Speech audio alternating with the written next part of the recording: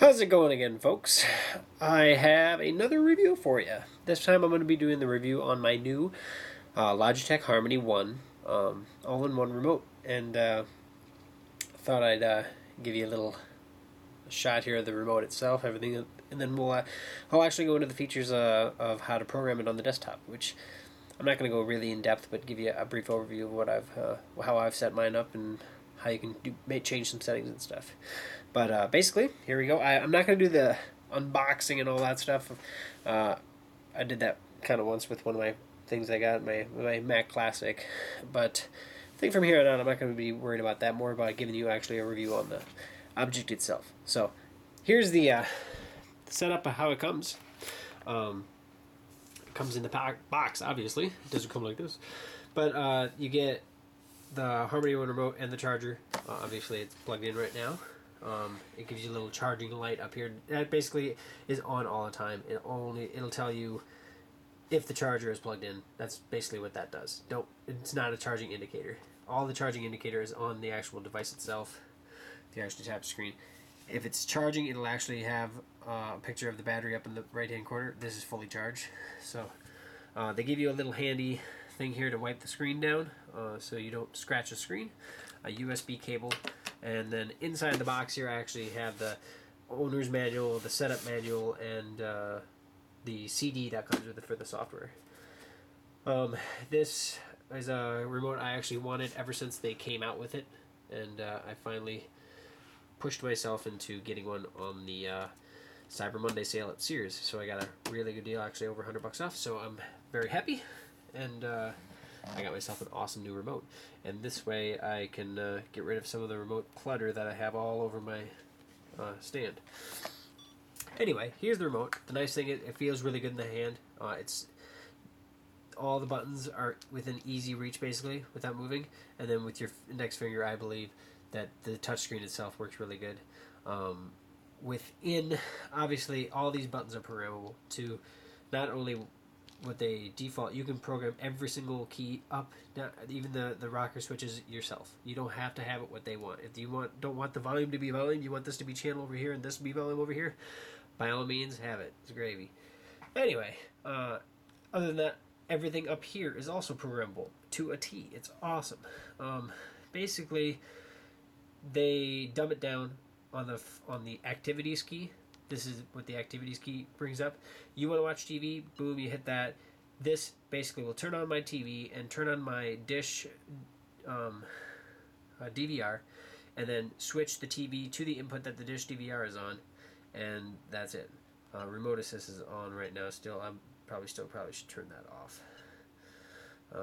But within the current activity, these are just simple things that are on my dish DVR. The DVR button actually brings up my recordings, but you can actually add and subtract anything you want here. So from within devices, like say TV and stuff, I have several different things up here. I have a couple of different pages of stuff, and then of course I have all the keys down here as well. Within my receiver, I have all the different things I want to send it to DVD, aux, whatever I want to send it to. All the buttons obviously as well. Completely programmable however you want it. Right now I have it set up I think how I want it, but you never know. Maybe in a week I don't like how this keep button is working and it's bugging me, so I'll just come back down to my computer and set it. For the most part, everything is really good. The touch screen is very responsive, a lot more responsive than I thought it would be, so that's always a good thing. And you can always get back to the menus real easy.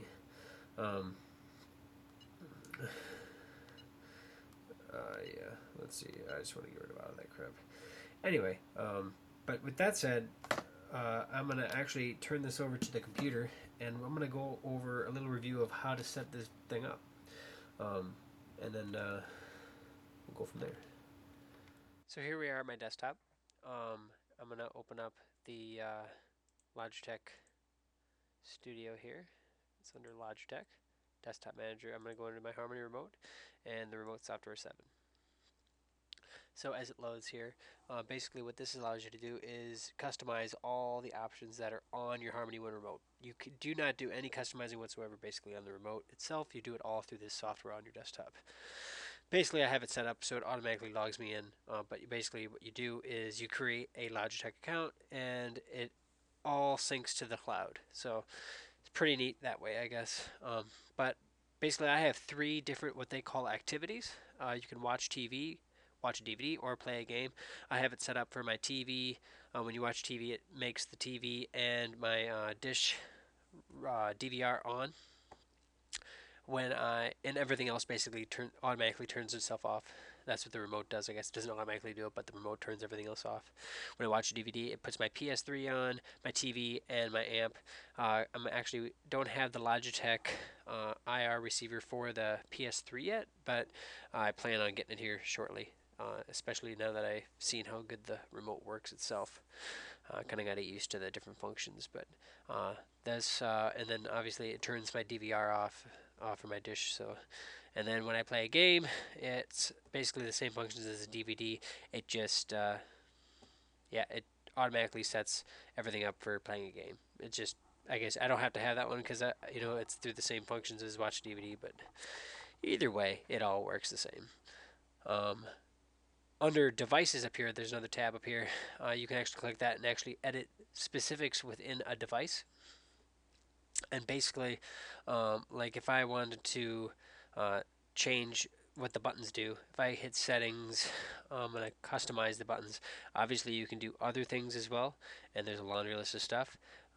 But if I click customize buttons, hit next, this is all the buttons that are on the remote, the menu, the exit, up arrow, down arrow, info, every single thing. And then basically within that, there's a list of everything that you can do based on this specific TV that I can do, and what every button would do.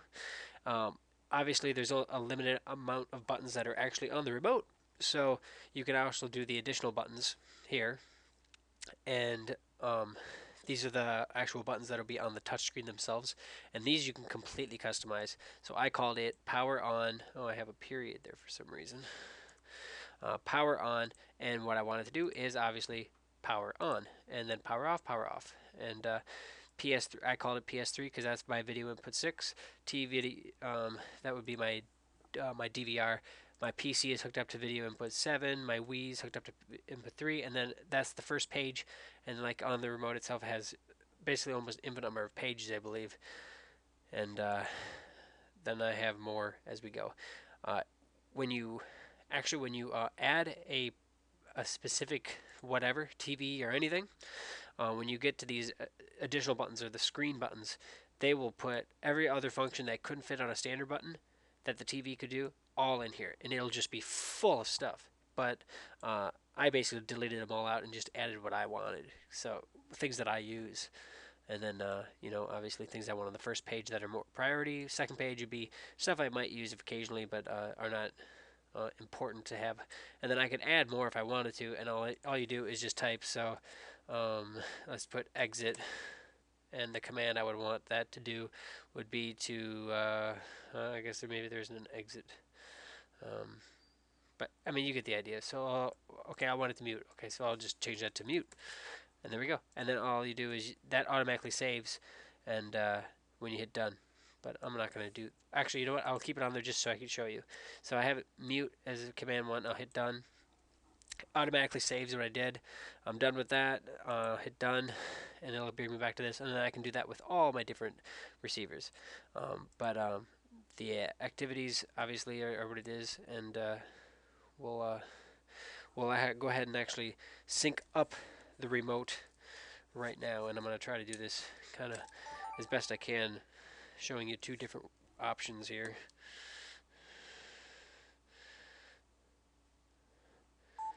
So basically what I'm going to do here is there's a little trapdoor up the front here in the front of the remote.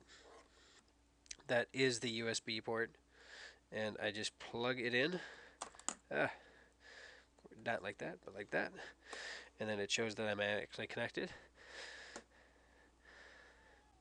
And then from there, I actually, as soon as I want to, on here, I just hit the button that says Update Remote.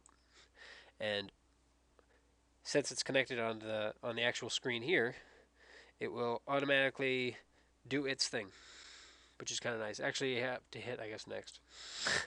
And then here it goes. And rather than me bore you with this, I'm just going to go ahead and skip forward. But basically this takes a couple minutes, and it just syncs everything up, restarts the remote, and then you go from there. So I'll be back with you shortly. So yeah, while I was waiting, I actually cleaned up my desktop a little bit. So anyway, with the Harmony desktop here, everything's finished. And basically what it does, it just gives you a thing. Yes, everything is controlled the way I want it. No, I want to make some adjustments. Even if you hit yes, you can always make adjustments. So, but this gives you the option to go check your remote out and make sure everything works. But at this time, you can actually disconnect your remote and just from the USB cord, and then everything will. And then basically on the remote itself, the remote assist, what it's called, will actually start up and guide you through everything, and everything's going. But if we go to the devices, TV, on that third page, there's that mute button that we added from the original, which I'm eventually gonna take out, but there it is. And the neat thing is there actually are different themes that you can do on here, and I'll show you that here right now on the software. If we actually get out of this, let's see if I remote settings themselves. You can actually do a few things, but selected theme is kind of neat. There's a few different themes. They have 3 that on here: Diode, Polymer, Tron. I have Tron. I'm a Tron fan, but so that's one thing I do have on here. But you can choose it. These are the 3 that came with it. I haven't added anything to it yet. Display settings, just some certain things, the glowing settings for the remote itself. They are what they are. They give you a good description, basically what it is. Right now I'm on defaults until I get really used to the remote. But so far, actually what I'm going to do right here, I'm going to rate this remote excellent, because I really do enjoy the remote.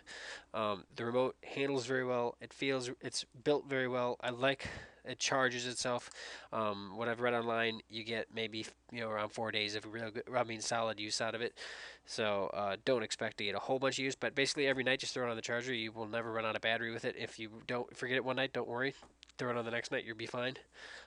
Everything for the most part works really good. So with that said, another thing I really wanted to show real quick is how good it looks in the dark itself. The screen is very bright and vibrant, and every single button is easily seen, which is kind of neat. And actually, if I sit here and don't move long enough, it'll actually turn itself off, which is awesome. And you can actually, I think, change that settings.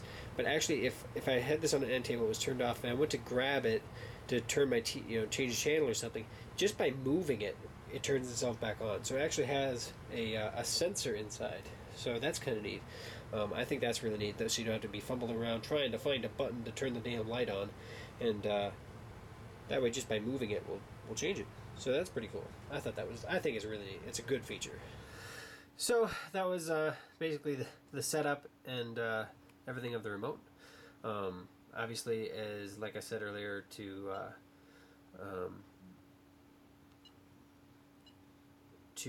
charge everything, you basically just set it on the charger.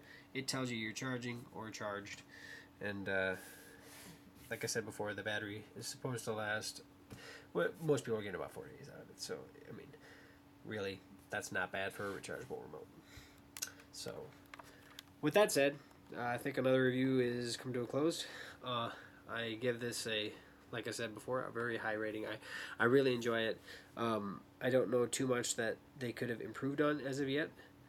I wish there maybe was a couple more physical buttons, but then again, it's already pretty much cluttered. You don't want to have them too tight, because in the dark. But for the most part, I really enjoy this remote, and I can't say much more than that, I guess. Please stick tuned to my channel. Subscribe and like if you like this video. I really would appreciate it. And at the same time, please let me know what you think of my videos. I want to kind of get it to the point where people are enjoying them. So, with that said, I appreciate you watching the video. Check them out, and we'll see you later.